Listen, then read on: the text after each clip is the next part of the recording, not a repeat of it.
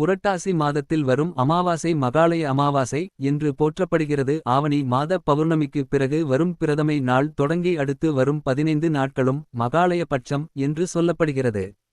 மகாலய பட்ச காலத்தின் நிறைவாக வருவதே மகாலய அமாவாசையாகும். இந்த மகாலயபட்ச 15 நாட்களில் முன்னோர்கள் பித்து லோகத்தில் இருந்து தங்கள் குடும்பத்தாரை காண பூமிக்கு வருவதாக ஐதீகம்.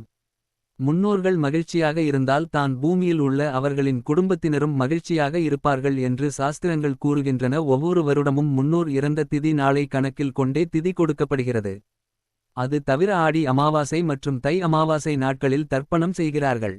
இவ்வாறு முன்னோர் திதி நாள் ஆடி அமாவாசை தை அமாவாசை ஆகிய நாட்களில் தர்ப்பணம் செய்ய தவறியவர்கள் மகாலய அமாவாசை அன்று தர்ப்பணம் செய்யலாம். முன்னோர்கள் இறந்த திதி தெரியாதவர்கள் கூட மகாலய பட்சத்தில் அவர்களுக்கு தர்ப்பணம் செய்யலாம். பொதுவாக அமாவாசை நாட்களில் 3 தலைமுறை முன்னோர்களுக்கு தர்ப்பணம் செய்வார்கள். ஆனால் மகாலய அமாவாசையன்று தாய்வழி தந்தைவழி உறவினர்களுக்கு மட்டுமில்லாமல் ஆசிரியர்கள் உறவினர்கள் நண்பர்கள் பங்காளிகள் என்று அனைவருக்குமே தர்ப்பணம் கொடுக்கலாம். இதுவே இந்த மகாலய அமாவாசையின் தனிச்சிறப்பாகும்.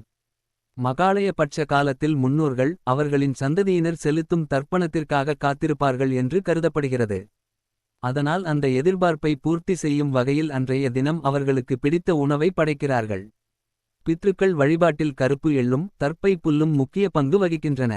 தர்ப்பணத்தின்போது முன்னோர்களுக்கு கொடுக்கும் எள்ளும் தண்ணீரும்தான் அவர்களுக்கான உணவாக கருதப்படுகிறது. மகாலய அமாவாசை அன்று பித்ரு வழிபாட்டுடன் குல தெய்வ வழிபாடு செய்வது சிறந்ததாகும்.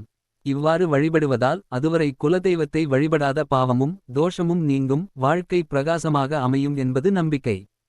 அதுபோல அன்றைய தினம் காகத்திற்கு உணவு படைத்து வழிபடலாம். காகத்திற்கு படைக்கும் உணவு முன்னோர்களுக்கு படைக்கப்படுவதாகவே நம்பப்படுகிறது. மகாலய அமாவாசை தினத்தன்று முன்னோர்கள் பூமிக்கு வரும்போது அரச மரத்தில் தங்குவதாக ஐதீகம். எனவே மகாலய அமாவாசை அன்று அரச மரத்தடியில் ஒரு விளக்கை ஏற்றி வைத்து வணங்கலாம். மகாலய அமாவாசை முன்னோர்கள் பித்ரு தர்ப்பணம் குலதெய்வ வழிபாடு.